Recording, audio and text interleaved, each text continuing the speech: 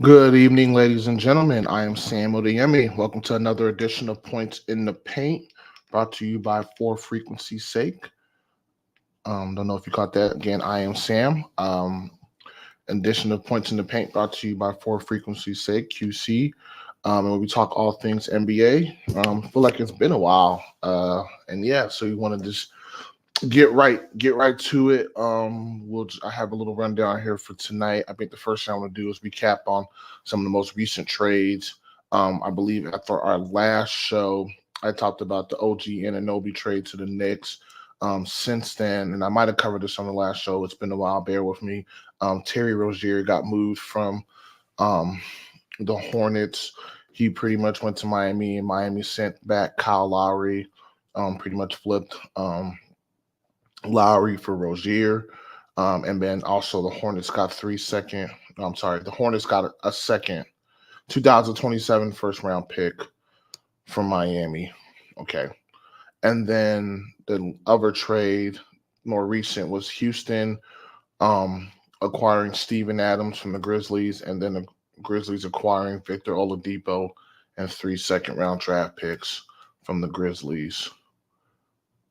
For the Rockets, yeah. Mixed up. Um, and yeah, so I guess the first trade, the Rozier trade for going to Miami, I like it. I like Terry Rozier a lot as a player. Plays hard. I think he'll fit in perfectly with Heat culture of Jimmy, Tyler, Bam, Duncan, Robinson. I still think Miami needs to add a couple more pieces to really contend. I know they got Caleb Martin. I still think they need another piece or two, maybe PJ Tucker would be nice veteran to have. But they're going to need somebody else to give them something offensively. Maybe it's Josh Richardson, somebody to give them double figures scoring. I think to kind of help them take that next step. The Hornets probably just Rozier is probably coming up for a contract extension. Didn't want to pay him. They're gonna have to pay those rookies, and maybe it's just not a good fit with him and Lamelo Ball. So I see it. They'll probably flip Kyle Lowry, and they did get a draft pick out of it. So it's a win-win for both teams. And yeah, I just and then the other trade was Houston and the Grizzlies. Said that weird. Forgive me. Today's been weird, but yeah. So Houston pretty much got a backup for Sengun, Steven Adams. He's injured right now. They got him in tow, and he'll probably be ready to start the next season. So that's a really capable backup and still relatively young. And I mean, he could play starter minutes, but with his injury history, I think the backup role will be really good for Steven Adams, especially playing in that with Houston. They're doing some good things there. They got some nice young talent. Um, and then the Grizzlies, obviously they've been injury riddled all year, so they were able to get 3 second round draft picks. Oladipo, who hasn't even suited up the season, I believe he got injured for Miami last season, so he's been out for a while. So for the Grizzlies, it's just acquiring the draft picks, um, acquiring the draft picks for them, looking towards the future for both the teams. They're not in the rebuild, but the Grizzlies are going to have a high draft pick this upcoming draft. I mean, they still got John Morant, Jaren Jackson, Marcus Smart, and some other pieces. So who knows? And then they could probably flip those second round draft picks to a team, and they can probably bring back some solid rotational pieces. So I think it's a win-win for both teams. All right, so now I want to look at the standings. Checked them this morning. Didn't want to write them down just because I know they changed. I know there's some games tonight, but as of right now, guys, tonight, the in the Eastern Conference, we got the Celtics number one, the Bucks are number two, Cleveland's three, Knicks are four, Sixers are five, Pacers are six, Orlando Magic seven, Miami's eight, Chicago is nine, and Atlanta's 10. Those are all the top 10 teams. And then obviously the bottom four play in the playing game, and then followed by Brooklyn, Toronto, Charlotte, Washington, and Detroit. So Brooklyn just got back Ben Simmons, and they've won a couple. He looked good in a couple games, but then I think he got injured again. So watch out for Brooklyn. They're probably the closest. They're 11th in the East. They're a couple games behind Atlanta and Chicago. for those playing spots. Besides that, Toronto probably not. Toronto's 15 games below 500. I didn't know they were that bad. And Charlotte, Washington, and Detroit are just even worse. So I mean, it's probably really just those teams.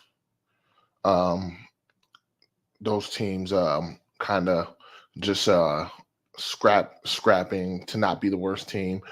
Brooklyn can maybe get in. We'll see if they can remain healthy in the second half of the season, and see if they can make a late postseason push. But all these teams in the bottom of the East, I mean, even my Bulls were you're playing tournament and they go losing the first round. So if that's what you're striving for, then you're right on track. But doesn't really make much of a difference. The top tier in the East, I'm looking at for seeding purposes.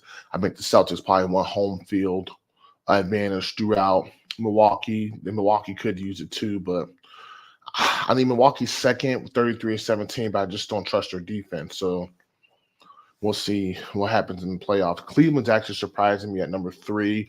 I think Cleveland's going to lose in the first round.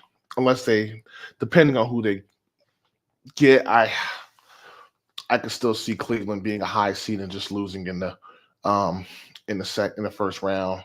I don't think Cleveland's ready to be. I'll be Cleveland's ready to really take that next step. And heck, like if they played the Knicks in the first round and the Knicks were the lower seed, I would take the Knicks in upset. Unless they catch the Sixers without Embiid. Now that was gonna be my next point because or something happens to Halliburton. He's out for Indiana, but Philly, they're kind of shaky right now. Embiid, he hurt his knee, so he's going to be out for a while. So they could potentially slide all the way out of the playoffs.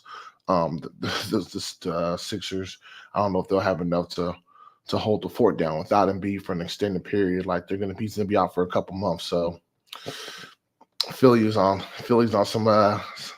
some thin ice, and they're Eagles, they didn't have the best showing, but baseball's getting ready to start. See what the Phillies do. I think the Phillies just won the World Series or something recently. All right, that's the Eastern Conference. Let's jump over to the West. So in the West, we have the OKC is 1, T-Wolves are 2, Clippers are 3, Denver's 4, Sacramento is 5, Phoenix is 6, the Pelicans are 7th, Dallas is 8, Lakers are 9, not a surprise there, and Utah's 10, followed by Houston, Golden State, Memphis, Portland, and San Antonio. Watch out for Houston, Golden State potentially sneaking in the playing games. I think Memphis at this point should probably just play their young guys, let their young guys develop. John Morant's already out for the season. I would play, if I was Memphis, I'd be playing Zaire Williams more and some other young guys and kind of develop them. You just traded Steven Adams. You got Oladipo, who's probably injured. He's probably not going to play for you. So, and Steven Adams wasn't playing for you anyways, but just play your young guys and look towards the future. And just go from there. If I'm Memphis. Golden State, this team's they're probably on their last leg with the current roster with Steph, Clay, and Draymond. So I mean, I just say go all in if you're Golden State. See what you can get out of this last season. When Chris Paul's been out, he'll come back. Maybe you'll make a move with the deadline. Maybe I'm not sure what move's gonna really pin you over, but Golden State they don't seem to have the same depth as they had, especially on the perimeter. Like the year they won the championship, they had you forget Gary Payton Jr. and they had Otto Porter and they had Wiggins and they had some other guys on there. I think Damian Lee. And I want to say this. Torrey Craig, maybe not, no. But they had like 4 or 5 guys on the perimeter who can Jermichael Green. They had like a lot of perimeter guys to complement the Splash Brothers and to complement Draymond Green and Kevon Looney. They don't have that anymore, so they're really struggling. But we'll see. Draymond Green's also been suspended, so I think Golden State's got too much fight to not make the postseason. So I do think Golden State will pick it up and pick it together, and I do think they might maybe make a surprise move or surprise pickup or something at the deadline, and I think they'll make a second half push. Houston, young, scrappy team. Watch out for Houston. Got a good coach, Nidoka. I think they're trending in the right direction. They might make the play in this year.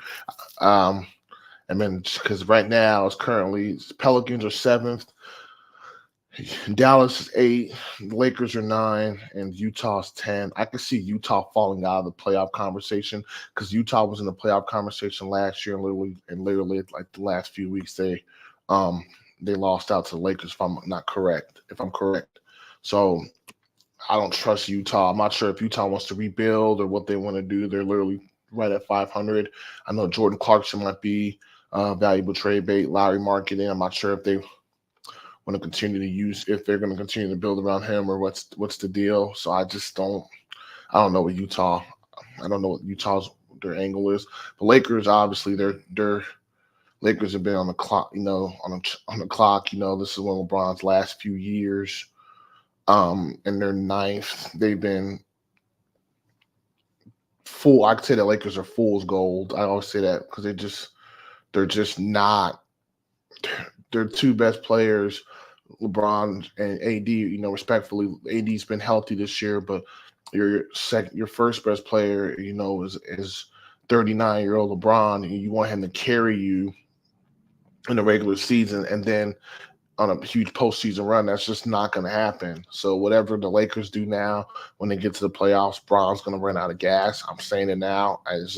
And we'll see. I mean, unless D'Lo can consistently be that guy for the Lakers to give you like 20 plus points throughout the rest of this regular season to ease it up so that Bron's not forced to give you, high scoring games.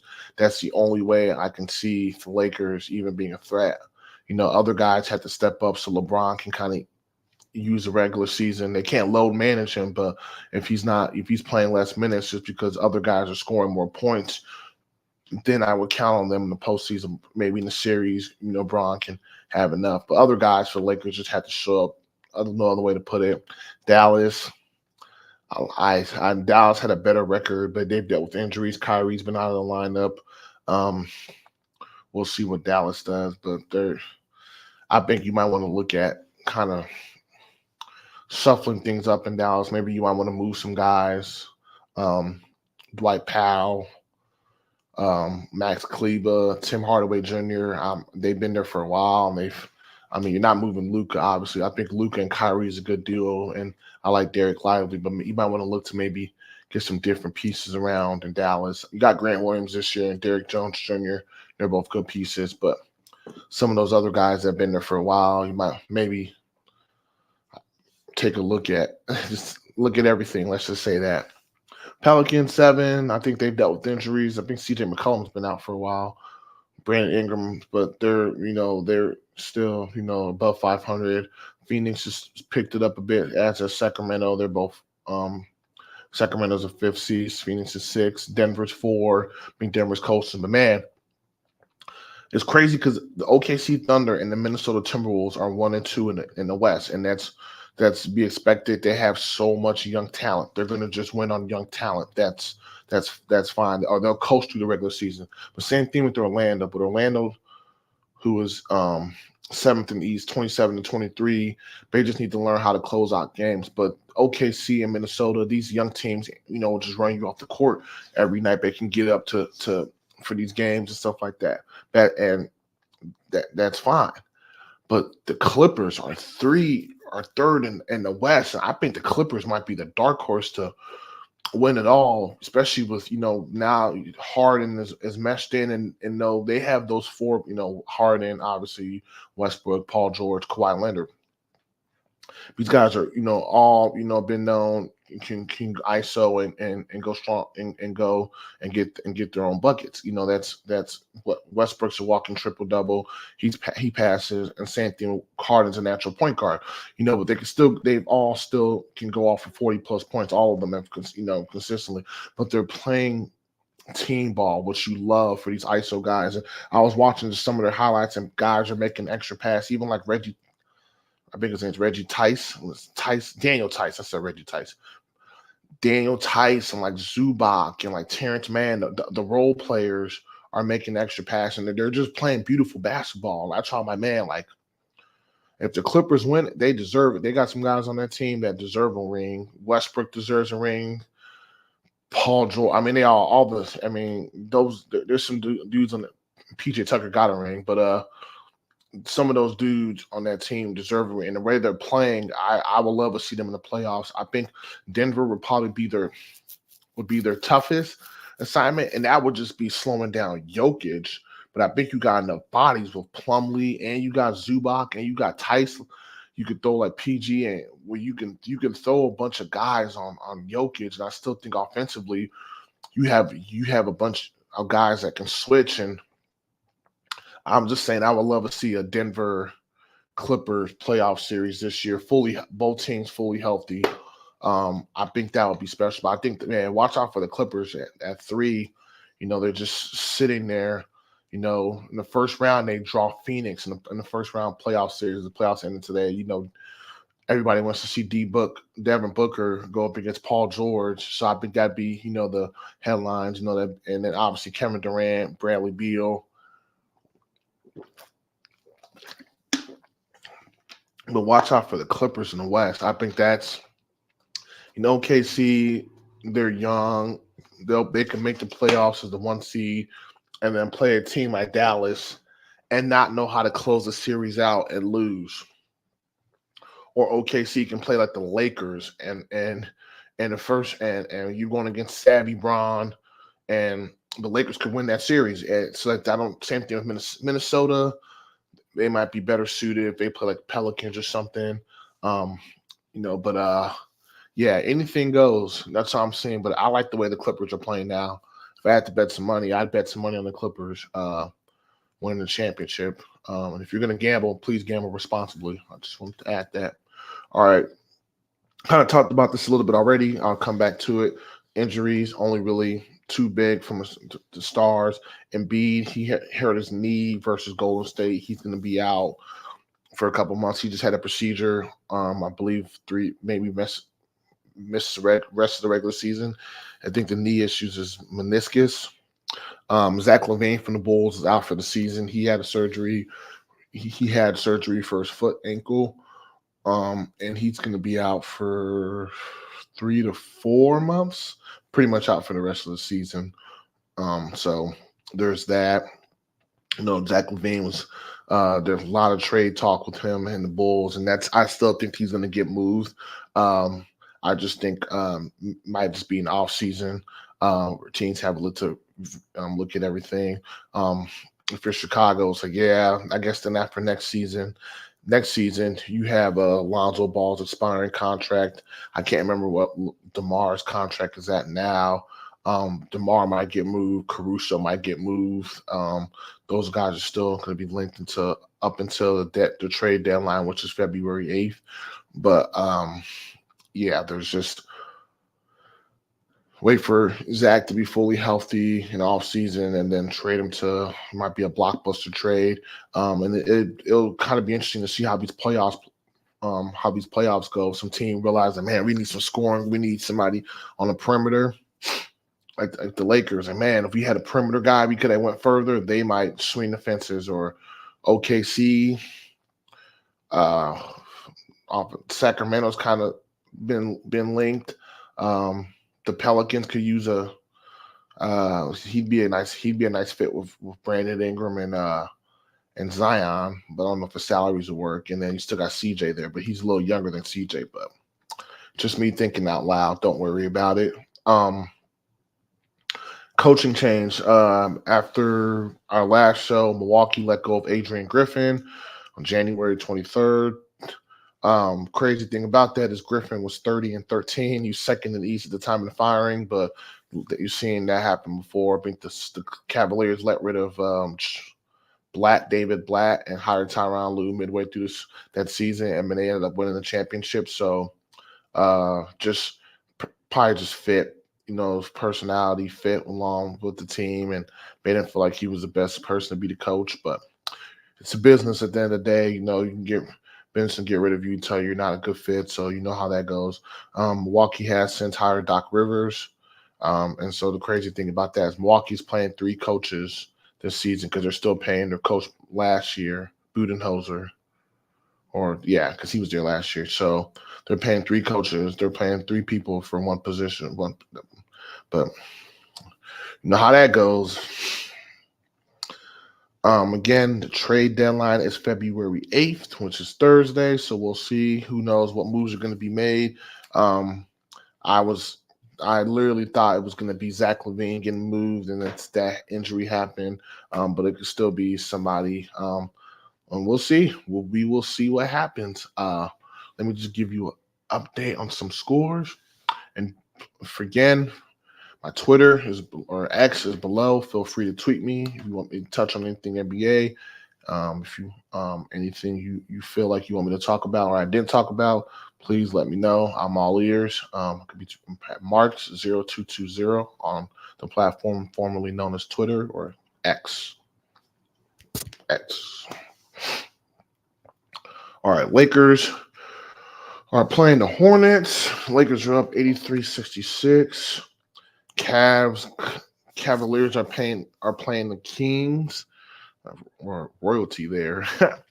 85-69 Cleveland. Man. Mavericks are at the Sixers. Sixers are winning 61-56. That's kind of surprising. Embiid and still. Clippers and Hawks are in a back and forth. Clippers are up 59-56. Warriors are losing to the Nets 28-37. And then the Raptors are losing to the Pelicans 21-11. Raptors on the road. She mentioned Warriors on the road at Brooklyn. Clippers on the road at Atlanta. Dallas is on the road at Philadelphia. Sacramento is on the road at Cleveland. And then the Lakers on the road at Charlotte, the Hornets. Man, this home cookings, man. I feel like all the home teams are, except the Hornets, all the home teams are winning. But I'm a little surprised about the Sixers are. If the Sixers end up winning this game, I'm gonna be a little surprised at Dallas because this is a game they should win, even if Luka I guess if Luka could be out and Embiid's out for the Sixers, so. And then the Warriors and Nets. The Warriors should win this game or should find some way to win this game. The Warriors need to win every game they can, and beating up on a depleted Brooklyn team would definitely help your chances. But Brooklyn's got some fight in them. Like I said, nobody's just gonna lay down and give you a win. So we'll see. Ladies and gentlemen, that's all I have for tonight. Thank you for joining me. I feel like it's been a while. Okay, I just saw that Jared Vanderbilt for the Lakers is out 3 to 4 weeks. So, and I think Cam Reddish is already out for them. So we'll see what happens. But yes, another good show, another good night. Again, my name's Sam, and I am doing Points in the Paint. And I will be back in a couple of weeks, unless I get a calling and I want to go on sooner. But yeah, you'll see me when you see me. Let's just leave it at that. Never great night. And I will talk to you when I talk to you. All right, peace.